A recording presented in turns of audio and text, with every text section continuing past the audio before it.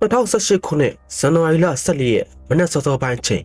ကယ်လီဖိုးနီးယားပြည်နယ်ရဲ့လမ်းမထက်မှာအသက်19နှစ်အရွယ်မိန်းကလေးတစ်ယောက်တုံတုံရီနဲ့ပြေးလွှားနေပါတယ်။သူမရဲ့နာမည်ကဂျော်ဒန်ဒါဗင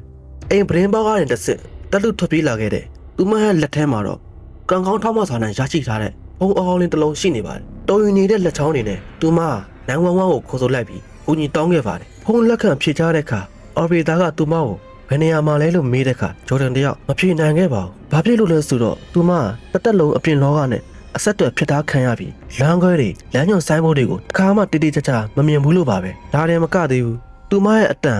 က်19နှစ်အရွယ်မိန်းကလေးတစ်ယောက်နဲ့မတူပဲကလေးငယ်တစ်ယောက်လိုဖြစ်နေပြီးစေဝါဆိုတဲ့စကားလုံးရဲ့အဓိပ္ပာယ်ကိုတော့နားမလည်ရှားပါဘူး။ဂျော်ဒန်ကရဲတွေကိုတုံးလုံးစရာအမှန်တရားတစ်ခုကိုဖွင့်ရပြောပြခဲ့ပါတယ်။အဲ့ဒါကတော့သူမရဲ့အိမ်မှာမောင်နှမ73ယောက်ရှိပြီးသူမရဲ့ညီမငယ်လေး2ယောက်ဟာအစာခိုးစားလို့ဆိုတဲ့အကြောင်းပြချက်နဲ့ကတဲ့မှာတန်ကြိုးတွေနဲ့အခြေခံထားရတယ်ဆိုတာပါပဲဒီလိုနဲ့အခြေအနေတွေကထူးခြားဆန်းပြပြီးအရေးကြီးနေမှန်းသိတဲ့ရဲရရှိကာလာချီယာမနက်ခင်းရဲ့အမောင်းထဲမှာဂျော်ဒန်ရှိတဲ့နေရာကိုကားမောင်းပြီးရောက်ရှိလာခဲ့ပါတယ်ရဲရရှိကာလာချီရှေ့မှာရက်နေတဲ့ဂျော်ဒန်ဟာဝေစားတွေစုပ်ပြက်ပေးနေပြီးအာရချိုးတဲ့လက္ခဏာတွေနဲ့အထင်ရှားရှိနေပါတယ်ဂျော်ဒန်ကရဲရရှိကိုသူမရဲ့ဖုန်းထဲကဓာတ်ပုံတစ်ပုံကိုပြလိုက်တဲ့အခါမှာတော့ရဲရရှိတယောက်ဟာလုံးဝစွန့်အားသွားခဲ့ရပါတယ်အဲ့ဒီပုံထဲမှာကလေးတယောက်ဟာညက်ပတ်ပေးနေတဲ့ကရင်ပေါ်မှာတန်ကြိုးစစ်တွေတောလောက်တွေနဲ့တုံမြောက်မလုံနိုင်အောင်ခြေတောင်ချင်းခံထားရလို့ပါပဲဒါကဘာကြီးကိုတုံလုံးသွားစေခဲ့တယ်တာပင်မီသားစုရဲ့ငရဲကန်းကြီးကိုဝင်ရောက်စီးနှင်းမှုဖြစ်လာတဲ့ပထမအဆုံးတဲလွန်စားပဲဖြစ်ပါတယ်ရဲရရှိတွေဟာ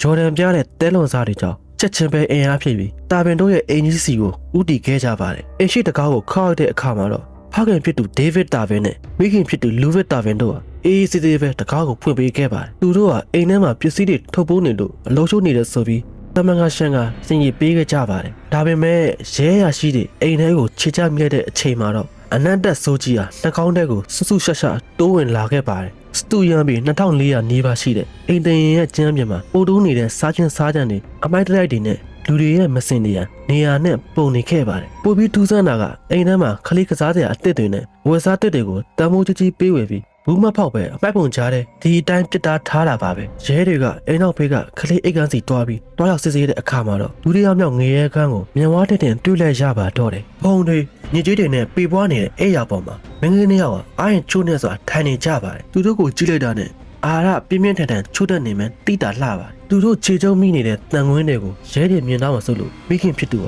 ရဲတွေမွေးခဲ့မှာတန်ကြိုးတွေကိုအလင်းမြန်ဖြုတ်ပြီးဗီဒီယိုထဲမှာဟွက်ထားခဲ့တာပါဒါတည်းမကသေးဘူးရဲရရှိတယောက်ဟာအိမ်ဝင်းသားကတတိယမြောက်အခန်းထဲကိုဓမီနဲ့ထိုးကြည့်လိုက်တဲ့အခါမှာတော့တကယ်တွေးပြစရာကောင်းလာတဲ့မြင်ကွင်းကိုမြင်လိုက်ရပါတယ်စေကျော်တက်ရွယ်ကောင်းလေးတယောက်ဟာဂရင်အပေါ်တက်မှာလက်ကောက်ဝတ်တွေခြေချင်းဝတ်တွေကိုတန်ကြိုးထူကြီးတွေတောလောက်ကြီးတွေနဲ့တိတိကျကျတောက်ခတ်ပြီးခြေတောင်ထားခြင်းခံထားရတာပါဒီမြင်ကွင်းကိုမြင်လိုက်ရတဲ့အချိန်မှာတော့ရဲတွေဟာဒီကလေးတွေကိုချက်ချင်းကယ်တင်ရအောင်ဆိုတဲ့အရေးပေါ်အခြေအနေအဖြစ်သတ်မှတ်ပြီးမိဘနှစ်ယောက်စလုံးကိုလက်ထိတ်ခတ်ဖမ်းဆီးလိုက်ပါတော့တယ်ရဲတွေဟာမိဘနှစ်ယောက်ကိုဖမ်းဆီးပြီးတောတွေကိုလက်ရှာကတန်ကြိုးခတ်ထားခံရတဲ့ကလေးတွေကိုအများဆုံးကယ်တင်ကြပါတယ်ဆေးရုံကိုပို့ဆောင်ပြီးစစ်ဆေးလိုက်တဲ့အခါမှာတော့တကယ်ကိုမျိုးနှံစရာအမှန်တရားကြီးပေါ်ထွက်လာခဲ့ပါလွန်မြောက်လာတဲ့မော်ဒမ73ယောက်ထဲကထဝက်ကျော်ဟာအသက်18နှစ်ကနေ29နှစ်ကြားရှိတဲ့လူကြီးတွေဖြစ်နေတာပါဒါပေမဲ့နှစ်ပေါင်းများစွာအမောင်ချထားခံရပြီးအာဟာရပြက်လက်လွန်ခဲ့လို့တန်28နှစ်ရဲ့အကိုကြီးရဲ့အလေးရင်ဟာ82ပေါင်ပဲရှိနေပြီးအားလုံးကခလေးတွေလိုပူပူညံ့ညံ့လေးတွေဖြစ်နေခဲ့ကြပါသူတို့ဟာအိမ်ထဲမှာတစ်နှစ်ကိုတစ်ချိန်ပဲရေချိုးခွင့်ရခဲ့ပြီး